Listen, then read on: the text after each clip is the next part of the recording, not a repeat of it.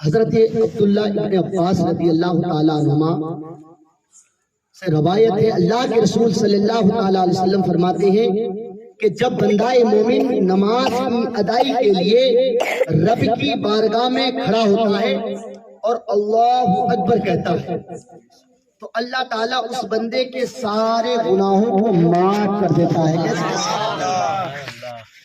اب بتائیے کہ جب بندہ ابھی رب کی بارگاہ میں کھڑا ہی ہوا، اللہ اس کے سارے گناہوں کو معاف کر دیتا ہے۔ اب کیسے معاف کر دیتا ہے؟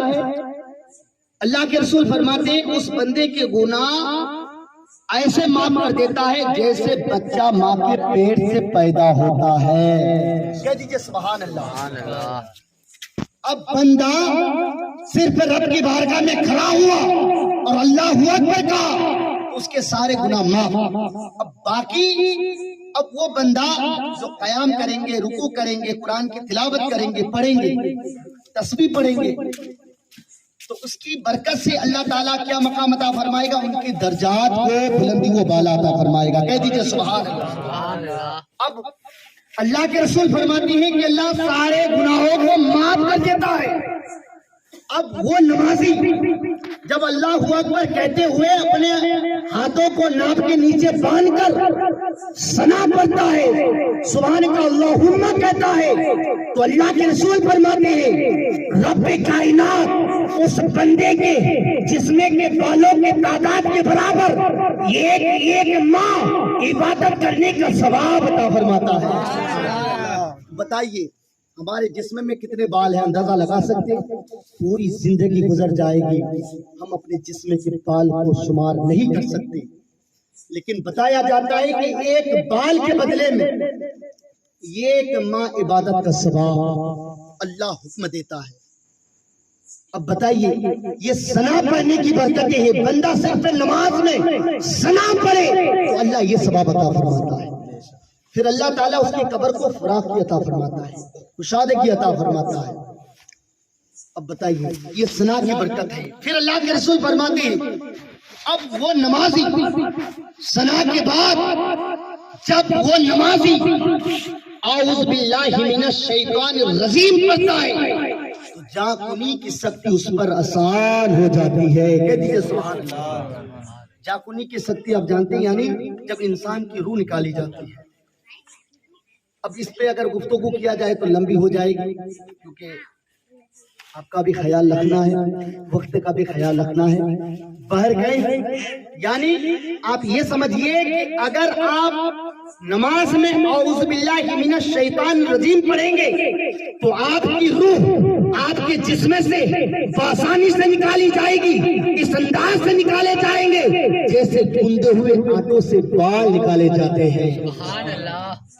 پھر اللہ کے رسول فرماتے ہیں کہ اب وہ نمازی جب اعوذ باللہ کے بعد بسم اللہ الرحمن الرحیم پڑھتا ہے تو رب کائنات اس بندے کے، اس نمازی کے نامہ اعمال میں 4,000 نیکی عطا فرماتا ہے۔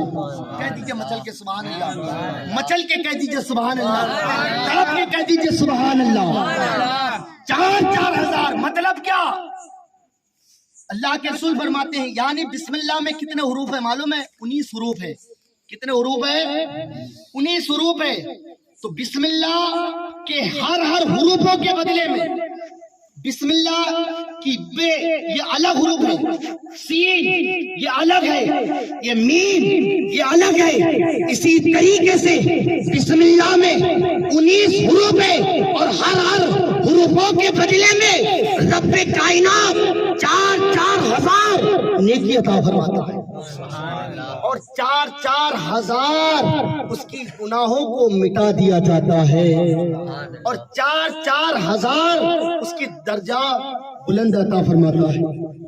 اور یہ صرف نماز کی حالت میں نہیں بلکہ آپ ایسے بھی پڑھیں، آپ کھانا کھائے تو کھانا کھانے سے پہلے بسم اللہ پڑھ لیا کریں، کھیت میں گئے کھیت کا کام شروع کرنا ہے، اس میں آپ جب بسم اللہ شریف پڑھ کر آپ کسی بھی کام کی شروعات کریں گے الحمدللہ اس کام میں شیطان شامل نہیں ہو سکتا، اس کام میں الحمدللہ آپ کو بہت ساری برکتیں ملے گی۔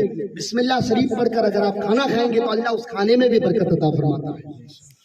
اور پھر برکتیں بھی ہیں، اور پھر ہر حروفوں کے بدلے میں کہہ دیجئے 4,000 نیکی، 4,000 گناہوں کی مغفرت، 4,000 اس کے درجات کی بلندی عطا فرماتا ہے۔ تو اللہ کے رسول فرماتے ہیں 4,000 ان کے درجات کو بلند عطا فرماتا ہے۔ اب وہ نمازی جب اعوذ باللہ اور بسم اللہ کے بعد الحمد شریف کی صورت یعنی سورہ فاتحہ کو پڑھتا ہے تو اللہ تعالیٰ اسے حج یا عمرہ کا ثواب عطا فرماتا ہے۔ کہہ دیجئے سبحان اللہ، حج یا عمرہ کا ثواب عطا فرماتا ہے۔ اب وہ نمازی جب الحمد شریف کے بعد جب اپنے سر کو رکوع میں رکھ کر سبحان رب العظیم پڑھتا ہے تو اللہ تبارک و تعالیٰ اس بندے کو احد کے پہاڑ کے برابر راہ خدا میں سونا خیرات کرنے کا ثواب عطا فرماتا ہے۔ اب بتائیے 100 روپے راہ خدا میں ہماری جیب سے نہیں نکلتا، لیکن نماز آپ پڑھو گے، جب آپ اپنے سر کو رکوع میں رکھ کر سبحان رب العظیم پڑھو گے تو اللہ آپ کو اس کے بدلے میں کیا نیکی عطا فرمائے گا؟ کہہ دیجئے مچل کے سبحان اللہ، احد کے پہاڑ کے برابر۔ اور پھر اللہ کے رسول صلی اللہ علیہ وسلم فرماتے ہیں کہ احد کے پہاڑ کے برابر سونا خیرات کرنے کا ثواب عطا فرماتا ہے۔ اور آسمانی جتنی بھی کتابیں، آسمانی کتابیں صرف قرآن شریف نہیں، آسمانی کتابیں قرآن شریف بھی ہے، توریت بھی ہے، انجیل بھی ہے، زبور بھی ہے، اس طریقے سے بہت ساری آسمانی کتابیں ہیں۔ اگر آپ نے آسمانی کتابوں میں زبور کو نہیں پڑھا، انجیل کو نہیں پڑھا، توریت کو نہیں پڑھا، لیکن جب آپ اس تصویر کو پڑھیں گے تو آسمانی جتنی بھی کتابیں ہیں تمام کتابوں کو پڑھنے کا آپ کو ثواب عطا فرمائے گا۔ پھر اللہ کے رسول صلی اللہ علیہ وسلم فرماتے ہیں کہ جب وہ بندہ اپنے سر کو رکوع سے اٹھاتا ہے اور سمیع اللہ لمن حمیدہ کہتا ہے تو رب کائنات اس بندے کو نگاہ رحمت سے دیکھتا ہے۔ اللہ ہر بندے کو نگاہ رحمت سے نہیں دیکھتا، حالانکہ ہر بندے کو اللہ دیکھتا ہے۔ اللہ عالم الغیب ہے، ہر چیز کا علم رکھتا ہے، لیکن نگاہ رحمت سے جس بندے کو دیکھتا ہے وہ جہنمی نہیں بلکہ جنتی ہوا کرتے ہیں۔ تو پھر اللہ کے رسول صلی اللہ علیہ وسلم فرماتے ہیں کہ اب وہ نمازی جب اپنے سر کو سجدے کی طرف لے جاتے ہیں، اب وہ بندے، اس بندے کو اللہ تبارک و تعالیٰ قرآن مجید کی تمام سورتیں، تمام آیتیں، تمام حروفوں کے تعداد کے برابر غلام آزاد کرنے کا ثواب عطا فرماتا ہے۔ کہہ دیجئے سبحان اللہ۔ یہ حدیث پاک آپ سننے کے بعد میرا دل کہتا ہے الحمدللہ آپ نماز کی پابندی کریں گے۔ پہلے آپ کو دقت یہ آئے گی، انشاءاللہ آپ کوشش کریں، پھر دیکھیے اللہ تبارک و تعالیٰ آپ کے چہرے میں نور بھی عطا فرمائے گا۔ پھر اللہ کے رسول فرماتے ہیں کہ اب وہ نمازی جب اپنے سر کو سجدے میں رکھ کر سبحان رب الاعلیٰ پڑھتا ہے تو جن و شیاطین یہاں تک کہ انسانوں کے تعداد کے برابر اس کے نامہ اعمال میں رب کائنات نیکیاں درج عطا فرماتا ہے۔ اب وہ نمازی جب اتحیات پڑھنے کے لیے بیٹھتا ہے تو اللہ تعالیٰ اسے غازی کا ثواب عطا فرماتا ہے۔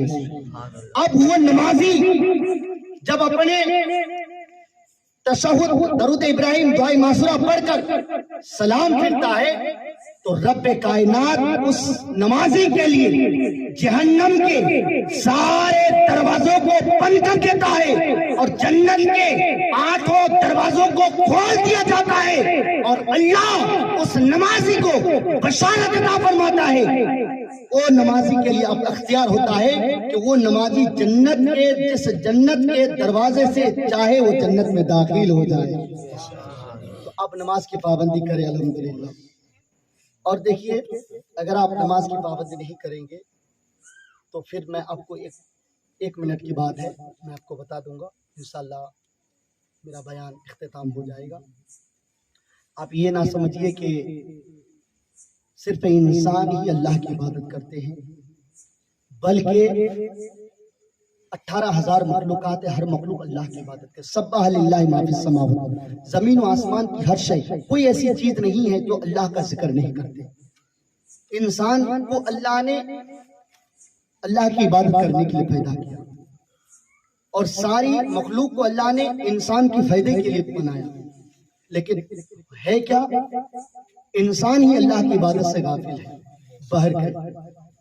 تو دیکھیے ایک مرتبہ کا واقعہ ہے کہ ایک مرتبہ ایسا ہوا کہ ایک بڑھیا تھی، اس کی آنکھوں کی بینائی کمزور ہو چکی تھی، پیروں میں چپل نہیں تھی، چلنے کی طاقت نہیں تھی، کمزور تھی، بیوہ تھی، مظلوم تھی.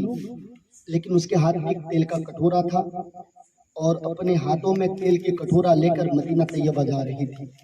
چلتے چلتے اپنی کمزوری کی وجہ سے اپنے پیر زمین پر ٹھوکر لگی. جب زمین پر ٹھوکر لگی تو کیا ہوا کہ اس بڑھیا کے ہاتھ میں جو تیل کا کٹورا تھا ہاتھ سے چھوٹ گیا. جب چھوٹ گیا تو وہ تیل زمین پہ گر گیا. جب زمین پر گر گیا تو وہ تیل زمین پل گئی. اور جب وہ تیل زمین پل گئی تو اب دیکھیے کیا ہوا. ہم اور آپ ہوتے تو افسوس کرتے یا پھر نہ جانے ہم کیا کیا سوچتے. لیکن وہ بڑھیا جو تھی الحمدللہ وہ عاشق رسول تھی، اور اس کا ایمان دیکھیے. جب وہ تیل زمین پی گئی تو وہاں بیٹھ کر رونے نہیں لگی، بلکہ کیا کیا، وہ بڑھیا، وہ مظلوم، وہ بیوہ، وہ کمزور، جس کے پیروں میں چپل نہیں، چلنے کی طاقت نہیں، آنکھوں کی بینائی کمزور، وہ عورت، وہ بڑھیا جو ہے عمر فاروق اعظم کی بارگاہ میں گئی. کہہ دیجئے سبحان اللہ. اور عمر فاروق اعظم کی بارگاہ میں جا کر عمر سے کہا کہ اے عمر تو دیکھ میری بے بسی کو، اے عمر تو دیکھ میری کمزوری کو، میری غربت کو، میری غریبی کو. میرے پیر میں چپل نہیں ہے، چلنے کی طاقت نہیں ہے، میری آنکھوں کی بینائی کمزور ہو چکی ہے. اے عمر میری کمزوری کی وجہ سے جب میری پیر زمین پر ٹھوکر لگی تو میرے ہاتھ میں جو تیل کا کٹورا تھا وہ ہاتھ سے چھوٹ گیا، وہ تیل زمین پر گر گیا، وہ تیل زمین پی گئی. اے عمر میرے تیل کو مجھے واپس کر دے. اللہ اکبر. کیا کہا؟ میرے تیل کو مجھے واپس کر دے. ہے کسی کی مجال جو زمین کے سینے کو نچوڑ کر تیل کو اگل سکے، تیل کو حاصل کر سکے. لیکن وہ بڑھیا کیا کہہ رہی ہے؟ اے عمر مجھے اپنی تیل کو واپس کر دے. اللہ اکبر. جب وہ بڑھیا عمر سے کہنے لگی، جب عمر فاروق اعظم نے اس بڑھیا کی بے بسی کو دیکھا، اس کی غریبی کو دیکھا، اس کی مظلومی کو دیکھا، تو عمر فاروق اعظم کو جلال آیا. اتنا جلال آیا، اتنا جلال آیا کہ عمر نے اس زمین سے فرمایا کہ اے زمین کیا تمہیں معلوم نہیں ہے اس کی آنکھوں کی بینائی کمزور ہو چکی ہے، پیروں میں چپل نہیں ہے، چلنے کی طاقت نہیں ہے. اے زمین جس طریقے سے تم نے اس بڑھیا کی تیل کو پی گئی ہے اسی طریقے سے اس بڑھیا کی تیل کو واپس کر دے. کیا کہا؟ اس بڑھیا کے تیل کو واپس کر دے. اگر تو نے واپس نہیں کیا تو یاد رکھنا یہ عمر فاروق اعظم کا چیلنج ہے، یہ عمر فاروق اعظم کا وعدہ ہے، یہ عمر فاروق اعظم کا آرڈر ہے کہ اگر تو نے اس بڑھیا کے تیل کو واپس نہیں کی تو یاد رکھنا کل یہی عمر تیرے سینے میں بے نمازی کو دفن کر دے گا. اللہ اکبر. کیا کہا؟ یہی عمر کل تیرے سینے میں بے نمازی کو دفن کر دے گا. اللہ اکبر. جب حضرت عمر فاروق اعظم نے اس زمین سے کہا، اس زمین سے کہنا ہی تھا، اور وہ زمین کو اتنا ہی سننا تھا. وہ زمین کیا کرتی ہے؟ وہ زمین اپنے سینے کو نچوڑ کر تیل کو اگل دیا. کہہ دیجیے سبحان اللہ. جب اپنے سینے کو نچوڑ کر اس زمین نے تیل کو اگل دیا، اگلنے کے بعد اب وہ زمین حضرت عمر فاروق اعظم کی بارگاہ میں کہنے لگی کہ اے عمر اب تو بھی سن لے، اب تو بھی سن لے. میں اپنے سینے کو نچوڑ کر میں تیل تو اگل سکتی ہوں لیکن اپنے سینے میں بے نمازی کو دفن کرنا گوارا نہیں کر سکتی۔ میرے دوستوں بزرگوں تو سمجھیے، تو ہمیں اور آپ کو اللہ رب العزت کی بارگاہ میں دعا ہے کہ ہمیں نماز کی پابندی عطا فرمائے۔ میں جو ہے سوچ کے ہی آیا تھا کہ 11ویں صدی کے حوالے سے گفتگو کیا جائے، انشاءاللہ کبھی موقع ملا، آپ کی محبت اگر ساتھ دی تو انشاءاللہ پھر کبھی گفتگو کریں گے۔ آئیے ہم حضرت کی سواگت نعرہ تکبیر نعرہ رسالت سے کرتے ہیں۔ نعرہ تکبیر، نعرہ رسالت، جشن غوث اعظم، سرکار کی آمد، مختار کی آمد، نعرہ تکبیر، نعرہ رسالت۔